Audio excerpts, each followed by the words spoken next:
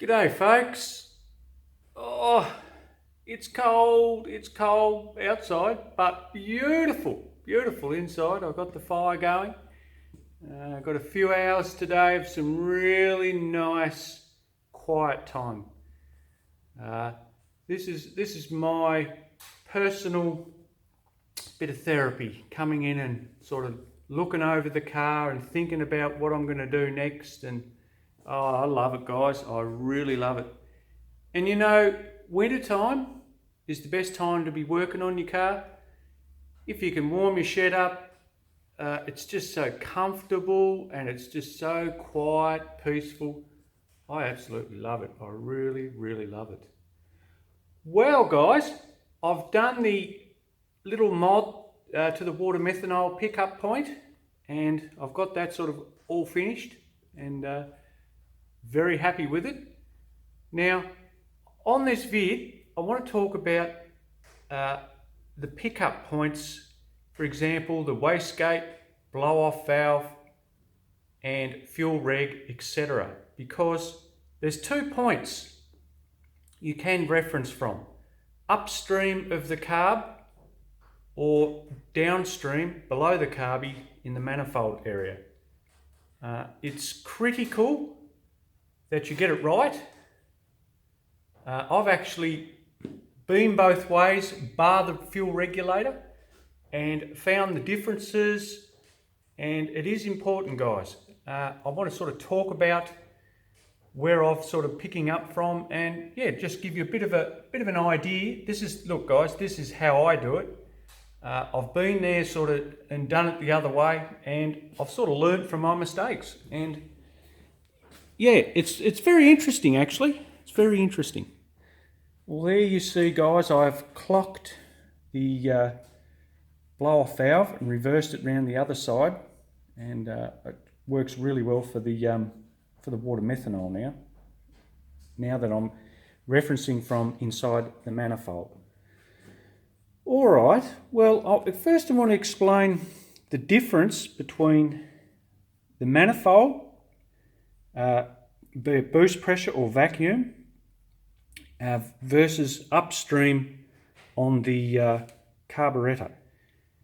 Well, for starters, there is a pressure difference, and it does have an effect on whether you plumb in the wastegate, like I did in the last video, the water methanol, etc.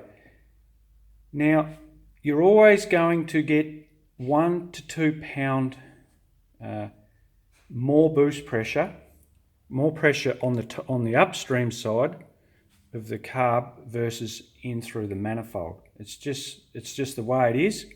The carby you do have that slight restriction through the carb. Now the fuel regulator, I've got it plumbed in or piped into on the upstream of the carb. Now there's a couple of reasons I do that, guys. First of all, you want a really good signal going to your fuel reg, because the trouble is, if you don't, well, for example, if you referenced off the manifold, you're going to see 1 to 2 pound drop in pressure.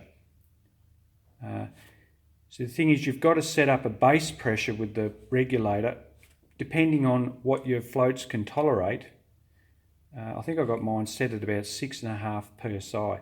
That's about as much as this carby will tolerate.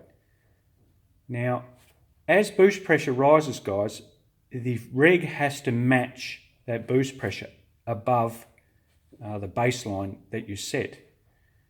Now, if you're referencing in under the manifold, you could potentially be down 1 to 2 pound, and that would bring your base pressure down.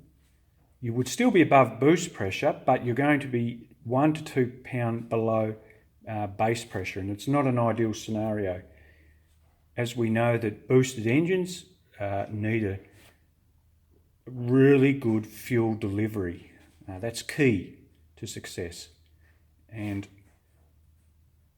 I found that referencing above the carb upstream, you're going to get a really good, like I said earlier, a really good signal that matches what's entering into the carb. So very important that you, from my experience, that you reference off upstream from the carb. Now the wastegate's an interesting one, guys, because you can reference either upstream or in the manifold. A lot of people reference upstream. That's fine. You can control boost quite effectively, whereas I reference from underneath or in the manifold.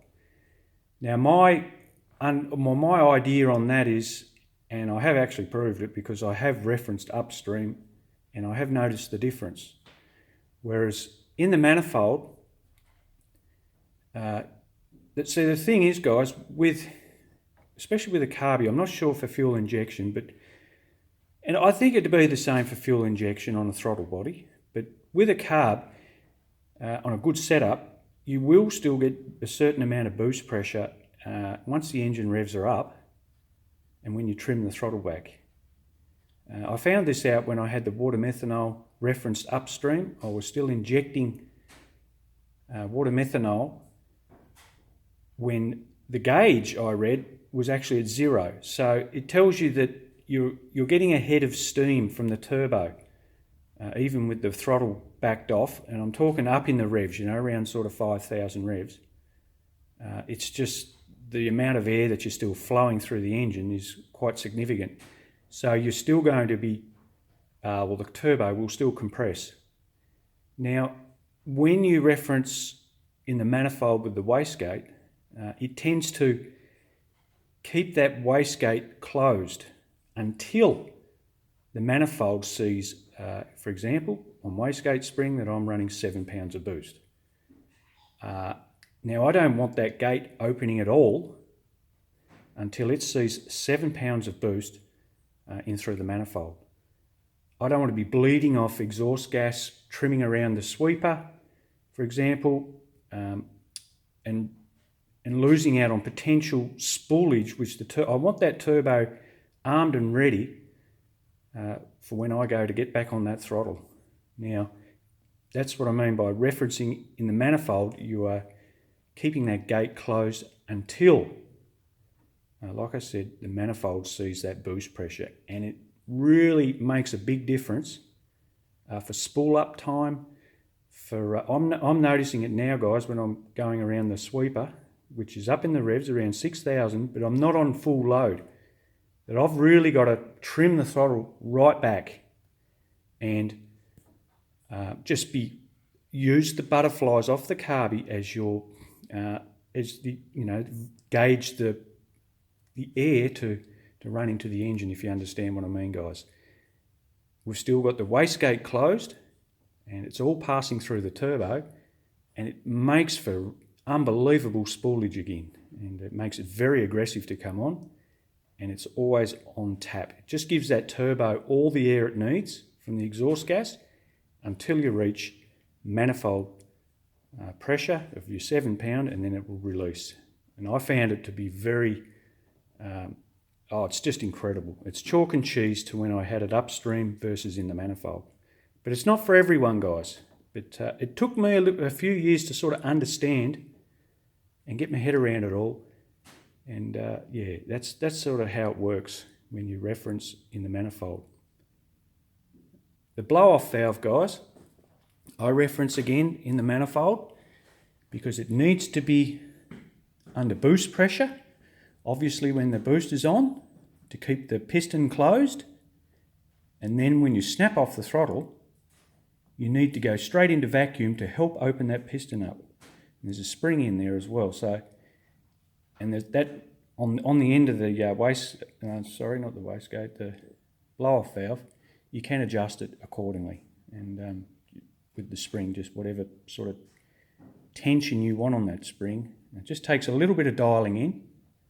And you have to run it off the manifold. That's just plain and simple, that one. Now the methanol, obviously, now that I've got it on the manifold, it'll only be on demand. Once it sees the desired boost pressure, when the engine is under load, that's when it will be delivered. So the way I had it before was upstream of the carb. Sort of wasn't ideal. It worked, but it wasn't ideal. I ended up using a hell of a lot of water methanol unnecessarily. And that's it, guys. That's basically them. Very important, you know. I mean, you can, to me, I would run the reference from the upstream for the fuel regulator. The wastegate, it's personal preference at the end of the day. I prefer it in the manifold.